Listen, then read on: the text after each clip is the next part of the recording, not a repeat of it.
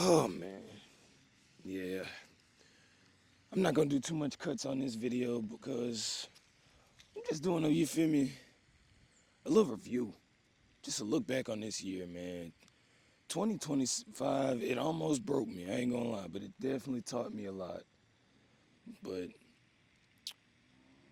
oh man, it started off fast. I ain't gonna hold you. Like, we're gonna break it into three quarters, man. Quarter one, from January to March, man, it started off fast. I can't lie to you. That's when I learned that you definitely have to have a registration on your car or your license gonna get suspended too. I didn't know that. So I ended up getting pulled over in January. And this man had the audacity to and the nerve, now that I'm thinking about it, to say like, did you steal this car? Like, is this your car? So I'm like, bro, where do you even get that idea from? But fast forward, I get pulled over again the next week in going into February. Yep, the next week going into February, I get pulled over again. The next cop was like, "Man, you know you got no registration on your car and your license is suspended." So I just ducked my head. I was like, "Nah, I lied. I tried to play it like I didn't know. I did, but." He was like, man, in the system it says you already talked to a cop about this before, so I gotta take you downtown. Ended up going to jail. Like, come on, dog. That is no way I thought I would have started my year. But you learn, you live and learn. So I spent like 2 days in jail. That junk was it was a pivotal moment. I ain't gonna lie, it was definitely eye opener. I was like, man, listen, if this is what jail, and I already haven't been like, you feel me, no criminal or nothing like that. But if this is what jail is like, y'all will never see me in here again. Never again, nah. But after that situation, man, you kind of realize like who's there, who's got your back, and you feel me, just who's in your corner, man. I learned real soon that my cousin had my back. My dog said did everything he could to get me out as soon as possible. My dog said he couldn't sleep. He couldn't sleep until I got out, man. You learn who's really there for you, man. So I'm gonna just break it up into lessons of each quarter, though. I ain't honestly the lesson for that the first 3 months into 2025 was be responsible. I gotta know everything that's going on, all the things going on in my life that could affect me in that kind of way and set me back like that. I need to know everything that's going on in my household, everything, all the finances, everything, every bill. I need to know what's going on, what I missed, so I know not to fall short and get caught up in a situation like that. Just get going home from the gym. So it happens. It was a time. It was an experience. I can say it happened, but it never happened again. The next couple months was me just kind of putting my head down all the way through. What was it? Um, January, March, April, May, June. Okay, so yeah, April through June. That was just me trying to work my way back up, and throughout the summer, man, I ain't did much of nothing except work. Home Depot and home, Home Depot and home.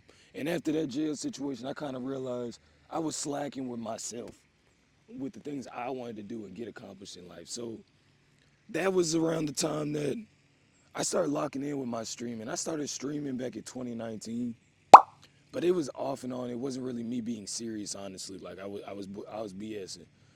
So right after I got out of jail, I did it 30 days straight, every day of just constant streaming, gaming, IRL, streaming, just streaming to the point I got affiliated. I accomplished something that I didn't think I could. I got affiliated, man. I can make money off of my streams and off of my content. So it's like, bruh, when I really put my mind to something to really lock in and stop procrastinating, that's the word, procrastination. I can get a lot of things done. And I only did it in a month, 30 days. Like I did it as soon as I decided I wanted to get affiliated, I logged in every day and just got to streaming. And I actually did it. So that was just a head down period, man. So I was happy. I was doing good. Stuff started to feel a lot better, even though I was still paying court fees, but it felt a lot like things were moving in the right direction. Then another curveball came. My dad, because I was living with him at the time, he ends up telling me he's about to move. You got to figure something out, man. What? I was 26.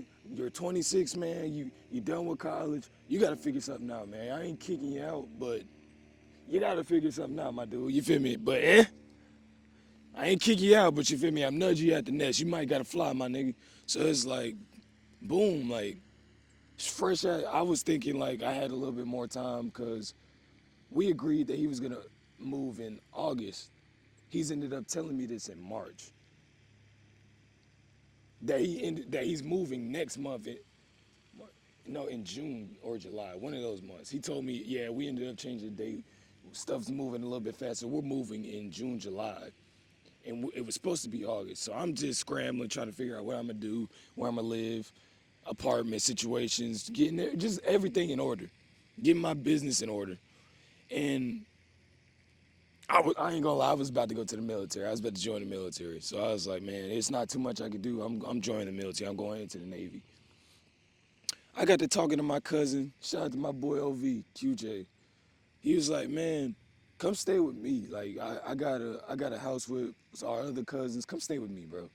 I don't think you're actually wanting to go to the military right now. You want to follow your dreams. You just got affiliated. You want to stream, man. You want to do content a little bit. So actually try and follow your dreams a little bit, bro. You don't got to just pressure yourself into doing that.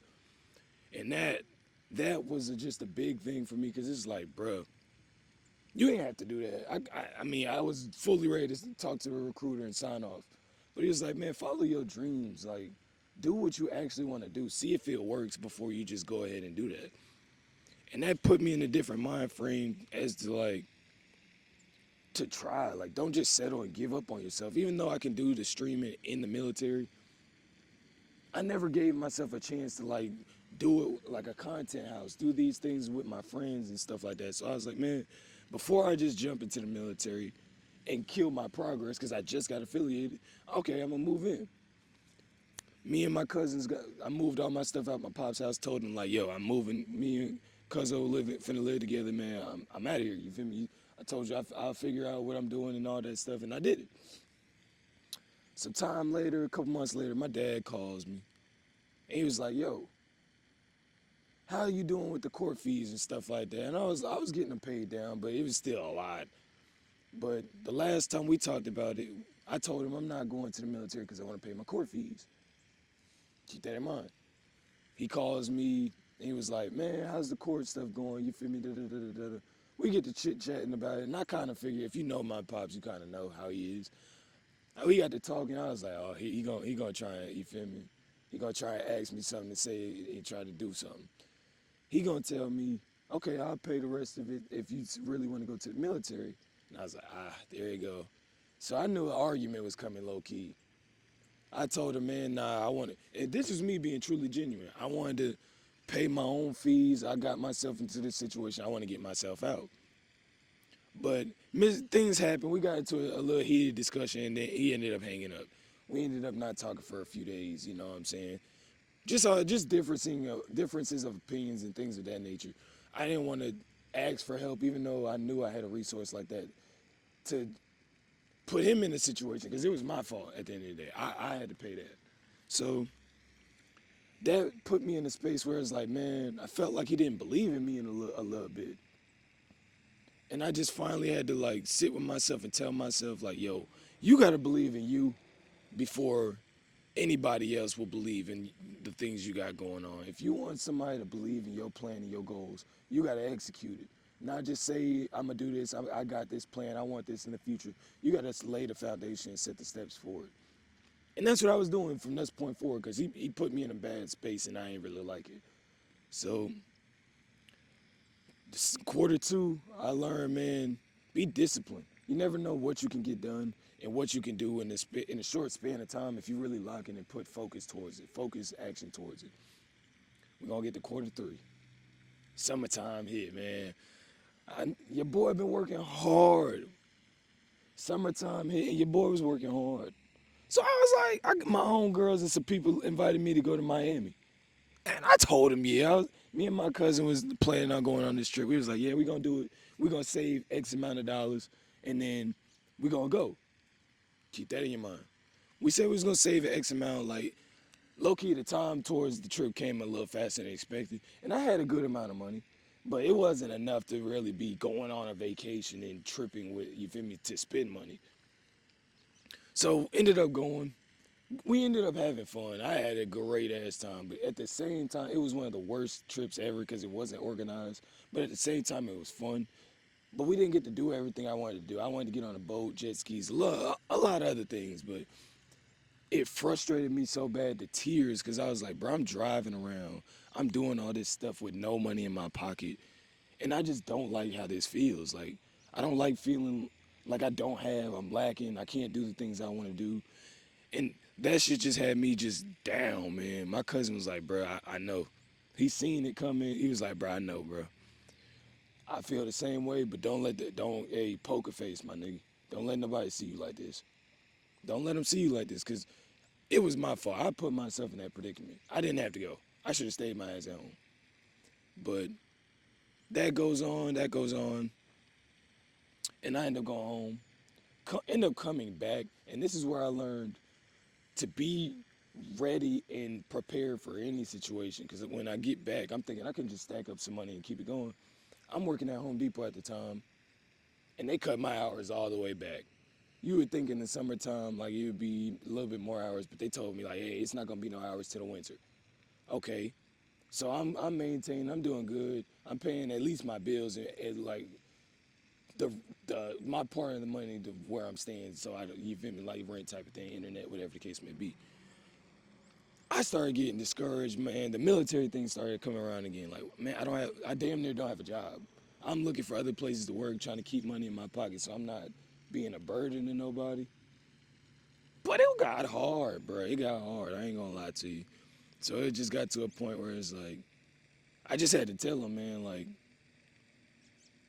I can't keep doing this. Like, it's getting towards October time, and I'm like, bro, I can't do this. Like, I got to do something. Like, either I got to go to the military or I got to go back home to South Carolina.